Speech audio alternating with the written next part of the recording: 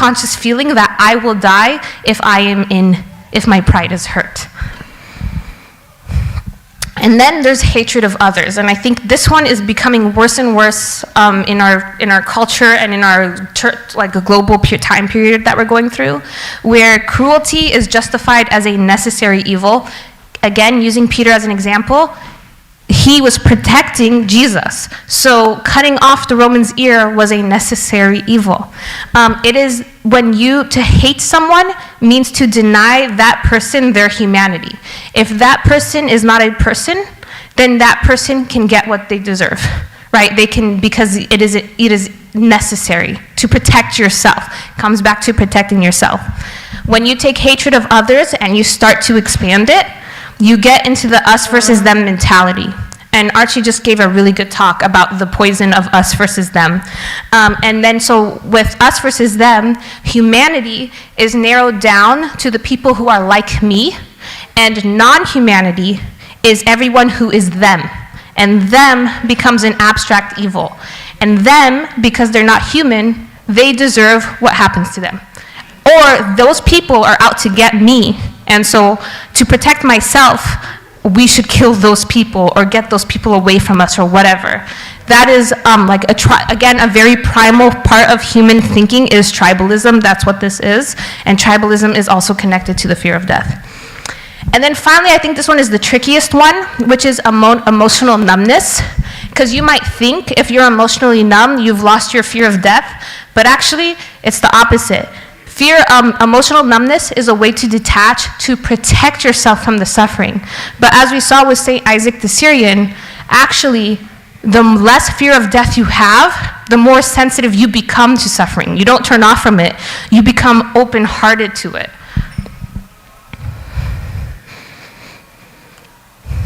So the question is, have we actually been liberated from the fear of death? I would argue yes, but it's our choice to follow Christ's footsteps and go through the freedom trail to liberation of our fear of death.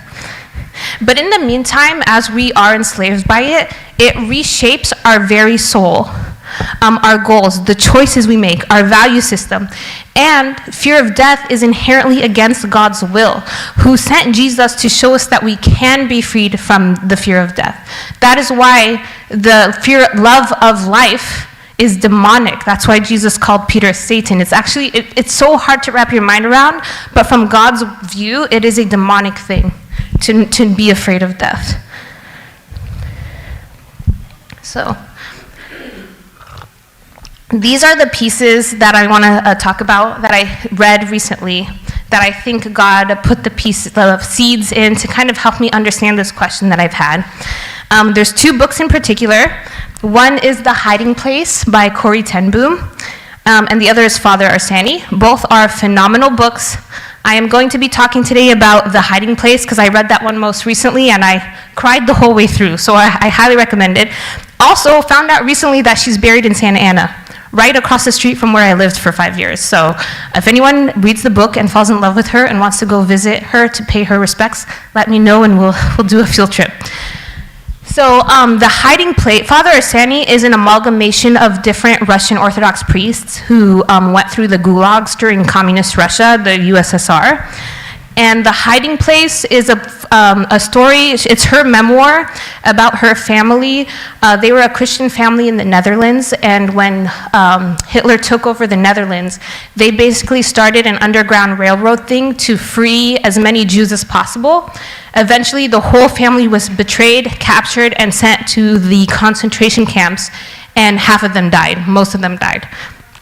Corrie survived, and she's telling her story.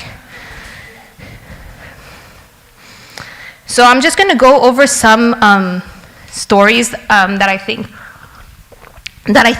really stood out to me when I was reading this book, and I want to contrast them to the manifestations of fear over death that we were talking about. And again, these are just some of the stories. There's so many in them, so please read the books. The first one is self-preservation versus love. And I think this is also a good contrast again with Elie Wiesel's account. Not that he was wrong, he was a teenage boy. So I don't want to say like, look at him and look at her. These were two 50-year-old women. That was a a teenage boy, so not to compare like, oh, one's better than the other, but ways to be. So the first one is self-preservation versus love. So Corrie and her sister had lived together their whole life. They were basically soul sisters. They were celibate. They lived their whole life, and they ended up in the concentration camp together. Betsy was very sick her whole life. Instead of hoarding bread, they would give their bread away to the other women.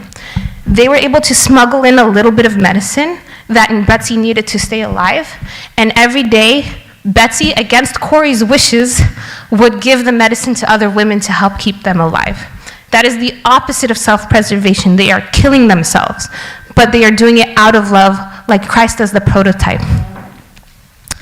Then there's ego pain versus inherent dignity. This one I'm going to try to say without crying because I find it so beautiful. But so the two women would be naked every day at a certain time for the guards to inspect. Really, it's to scare them and humiliate them.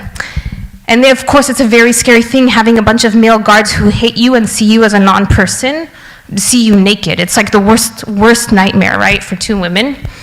And instead, when they were able to smuggle in a Bible, and they were reading this part in the Bible of Jesus on the cross, and Corrie gasped and said, "Betsy, look, Jesus was naked on the cross." She realized whenever we see Jesus on the cross, out of the modesty of the author, they drew a loincloth around him. But he was actually naked, humiliated for the world to jeer at him. And they realized that dignity is not something that can be taken away from no matter how hard someone tries, because they got to share with the Creator. The Creator came and suffered with us in this way. And so they were bolstered by God when they realized that Jesus suffered this with them. And then there's tribalism, the in-group, out-group versus love of humanity. This thing also really okay, I'm gonna try to go through these quick so I don't sob, but Betsy would cry for the guards. So Betsy would always say in her prayer, she would always say, those poor people, those poor people. And Corrie thought she was talking about them because she's feeling pretty pitiful of herself, right? And then she realized that Betsy was actually talking about the guards, the well-fed guards who got to go home to their families. And Corrie was shocked. She was horrified in the beginning. She's like, what do you mean those poor people? We're the poor people. But Betsy had that charitable heart that St. Isaac the Syrian talks about, that she prayed for the enemies of truth, for the evil, for the people who want to hurt her. She loved them, and she felt pity for them that they were hurting themselves by hurting her. She really felt it. She really felt it. And then emotional numbness versus a softened heart. So Betsy eventually dies in the concentration camp. And instead of Corrie shutting down, and she lost her soul sister of 50 years, instead of shutting down and turning off to the world, she actually takes on Betsy, and she becomes like the way Betsy wanted her to become. There's one particular story, and then also what's important is that she would also help the women who were trying to survive and didn't care how they were going to survive. So there's one story where she's in the hospital of the concentration camp. She's about to be released on a clerical error, and she's trying to help this woman get some medicine. There's this Romani woman who has hoarded all of the medicine for herself. So Corrie approaches the Romani woman and asks her to give her some of the medicine. This Romani woman is really upset that she would ask, so she takes her gangrenous foot and wipes it across Corrie's face. And so the way she describes it is really gross. It's it's mushy, it's smelly, it's on her eyes. And so she runs away screaming, horrified, crying, disgusted that this just happened to her. But she recuperates herself, she prays, and she approaches the Romani woman, and she cleans her foot. And the Romani woman, being so shocked by this level of, it's like another prisoner, what another prisoner just did, that the Romani woman gives her the medicine to give to the other woman. That is what a softened heart is. And then lastly is hatred versus forgiveness. So after she's freed and the Nazis have fallen and she's going around the world talking about her story, she encounters a guard who actually doesn't remember her, but he tortured her. He was one of the worst torturers in the camp. And he asks her for her forgiveness. In a moment, her body is on fire. She's basically having a PTSD flashback, she's there, back in the concentration camps, she's miserable. And she interrupts it with prayer. She prays to God, and it's like water on the fire. And she somehow finds the strength in God to reach out her hand and take the hand of her torturer. So that's why I think I made my case that Corrie ten Boom, the ten Boom family, they're amazing. I haven't even skimmed the surface, but these are just examples of how they did not fear death. They actually died, and this is how it looked. This is what it looked like in the day-to-day. Okay, so how does this apply to me? I know a lot of us have not been stress tested in this way. A lot of us haven't been to prisons or refugee camps or concentration camps or whatever. But I would argue that this dynamic that happens in these extreme situations actually happen every day, but just in smaller units. So like, again, just in a small example is think of the hoarding we did during the COVID pandemic. That's a small example, but that came from our fear of death. So extreme suffering of this kind amplifies already what is already inside of us. It amplifies what is already inside of us. So like the one I use is if I'm always the person, like me and my brothers would go punch each other for the last bag of chips in the house when we were kids, why wouldn't I fight over the last piece of bread either, right? It seems harmless, just kids fighting over food, but it's that thing, that piece inside of me is there. It's going to show up in different ways and in different contexts. Fear distorts our natural image of Christ. It turns our fear of dying, it turns into a fear of dying and our instinct of self-preservation.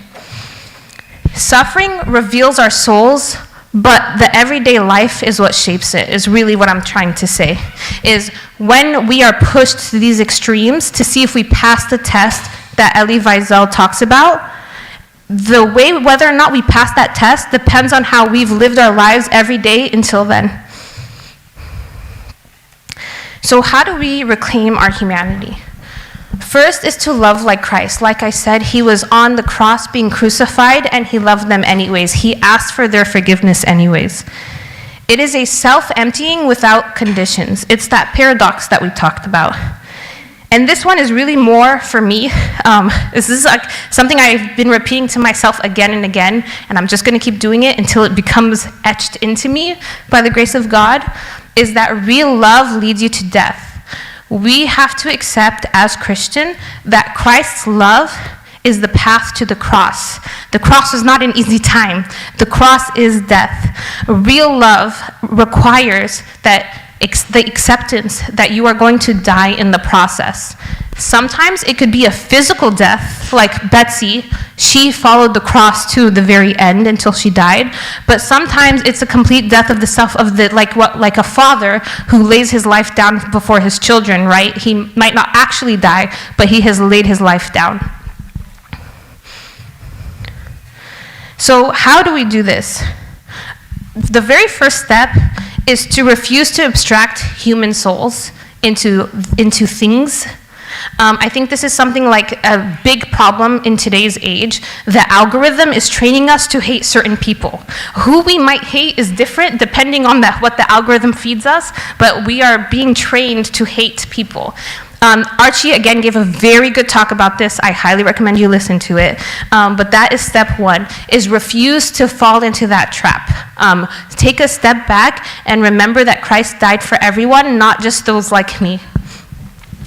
The second is to, whenever you fall into these moments of fear, is to be like Corrie ten Boom and interrupt the fear with prayer. The more you do that, the more discipline you build. And then when the more discipline you build, the more small deaths you'll be able to accept willingly. Those small deaths, when you accept them on the everyday, you'll be able to accept the bigger things. The example I always think of is my dad. He loved sweets and he'd always get a cake to eat. And then we would all get a slice and there'd be one slice left for him, but I'd be done with my slice. So I'd be like, Baba, can I have that slice? And he'd be like, okay. Sure, you could have that slice. He got the cake for him, but he didn't get to have one bite. That is a small death, but that adds up. That adds up.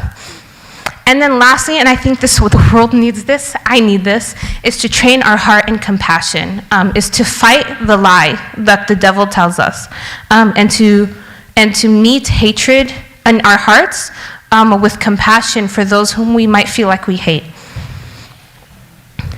This is a C.S. Lewis quote that I like, but maybe we could go back to it if we have time. But we're running out of time, so I'll skip. So one last note, there's two quotes I'd like to share with you from Viktor Frankl's Man's Search for Meaning, which is a book I'm currently reading. This is a book, again, from a Holocaust survivor. So this is the first quote.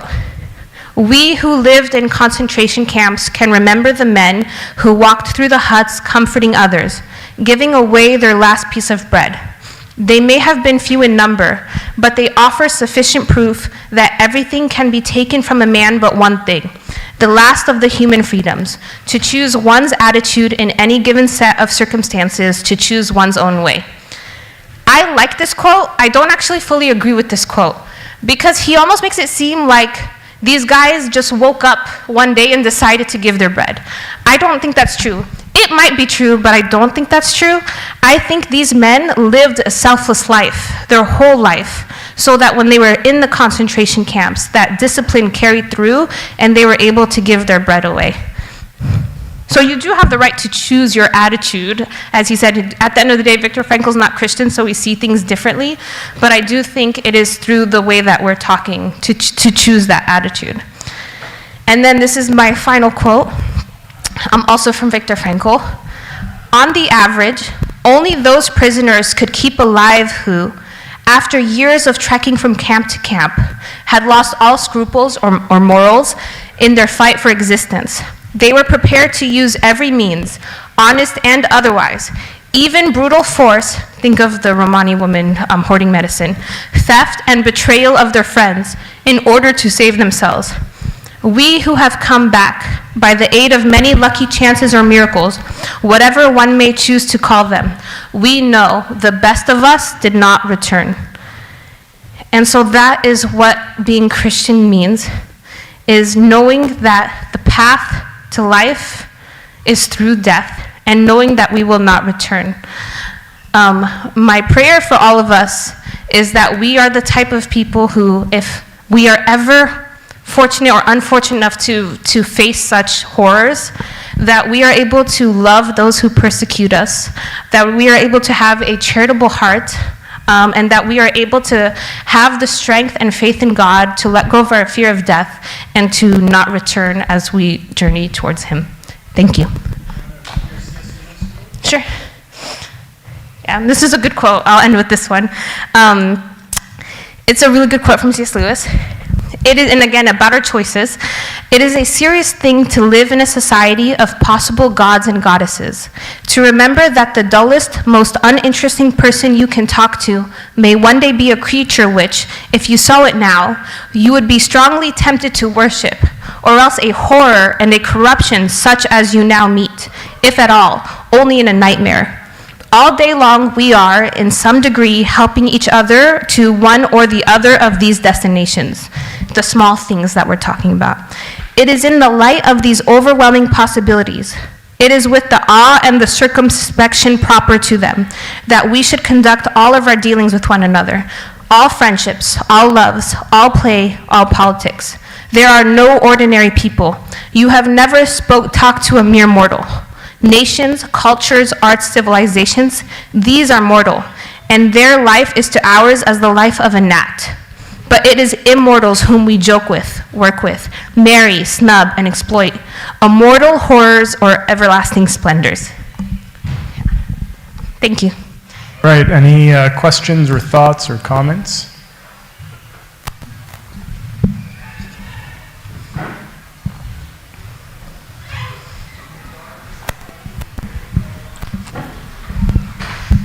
Thank you for that talk.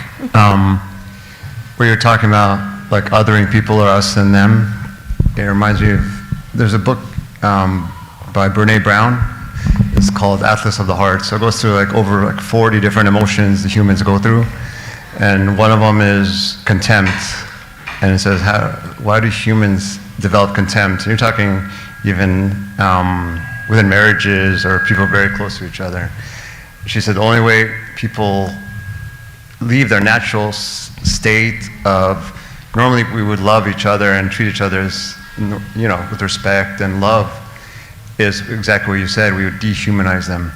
So she goes into that, and then it reminds me, like if you go back with the Holocaust, the Museum of Tolerance, they show clips, like black and white, of like the propaganda they show, and Jews are animals, and they show them. So the only way other humans were killing humans were able to kill other humans was to believe that they were not human.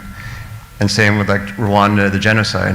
I had a professor, I studied like international health. He was from Rwanda, and he talked about the Hutus and the Tutsis, and like he said you had husband killing wife, the pastors killing their congregants. Wow. Because they were convinced that these people are Tutsis and they're not human.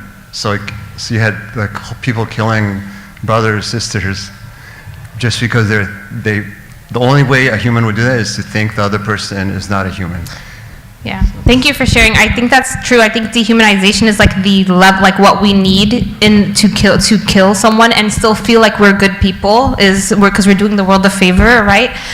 There's this monk that I really like. He has a really good YouTube channel. I can't remember his name. He's a monk in the Mull Monastery in Scotland, but he's the one who says love leads you to death, and he says there's no such thing as.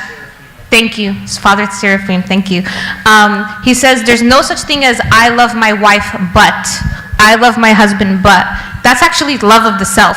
I love my wife when she helps my self-preservation. I don't love her when she hurts my self-preservation. And he actually argues that that is a demonic type of love. Like that self-love is a demonic type of love. I could send you the video, but yeah, so I agree. And contempt is from self-preservation. Like like when you hate someone, it's because you think on some level they are a threat to your existence.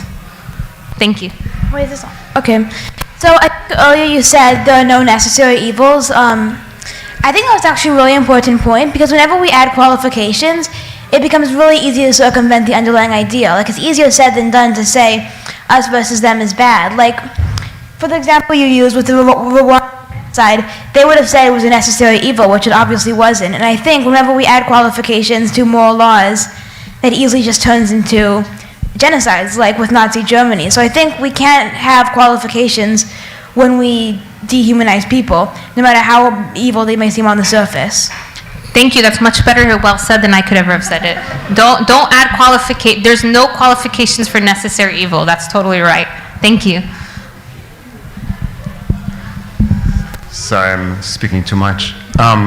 There's also very similar to when soldiers go to war. They teach them, like, don't look at the people you're about to kill as humans. Otherwise, you wouldn't be able to kill other people in other countries or whatever. And it's similar to what's going on now in America when you're criminalizing, these people, immigrants, for example, they're all criminals, they're bad, they're evil. So you're dehumanizing them. That's why it's so easy just to have your own people killing your own people or doing any evil towards them. Yeah, and I would also say, like, for me personally, something I suffer with that I really want to be is I really want to be like Betsy, which is if someone is going to hate me, and I want to love them.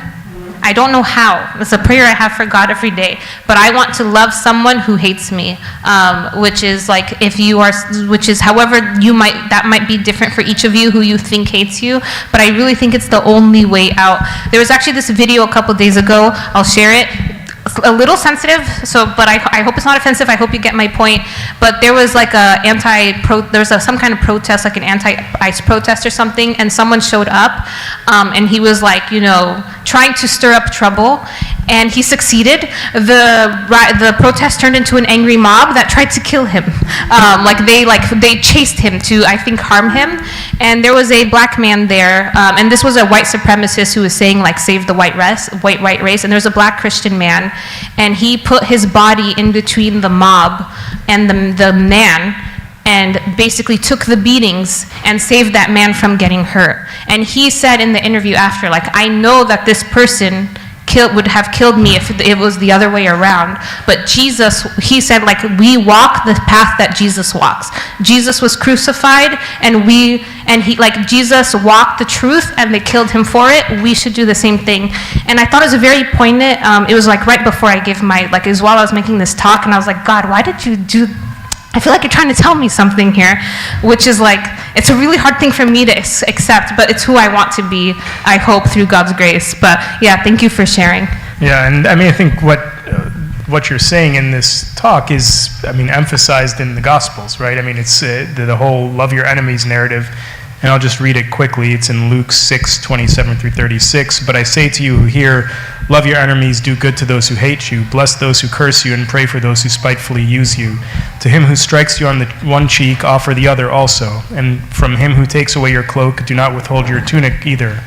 Give to everyone who asks of you. And from him who takes away your goods, do not ask them back. And just as you want men to do to you, you also do to them likewise. But if you love those who love you, what credit is that to you? For even sinners love those who love them. And if you do good to those who do good to you, what credit is that to you? For even sinners do the same. And if you lend to those whom you hope to receive back, what credit is that to you? For even sinners lend to sinners to receive as much back. But love your enemies, do good and lend, hoping for nothing in return, and your reward will be great. And you will be sons of the Most High, for he is kind to the unthankful and evil. Therefore be merciful, just as your Father also is merciful. Yeah, thank you. I love that verse. So hard to do, like human instinct. Like if someone slaps me, you want to slap back. But I really think it's the only way to lose ourselves is to gain ourselves. I think is the only way. Thank you.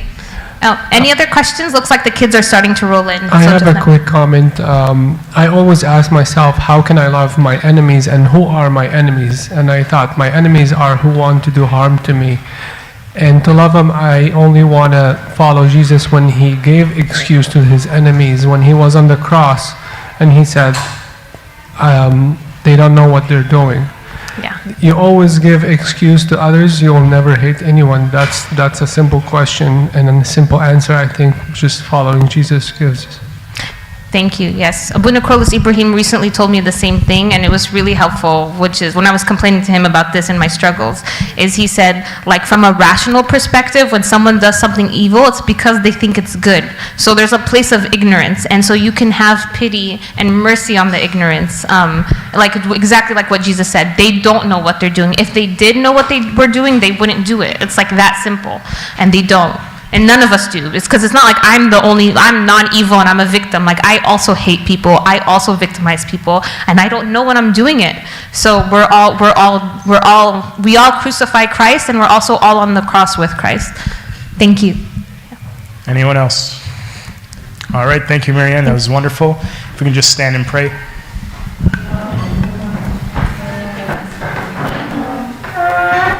Through the intercessions of the Mother St. Mary, St. Paul, St. Mark, and all the heavenly saints, here's what we say, Our Father, who art in heaven,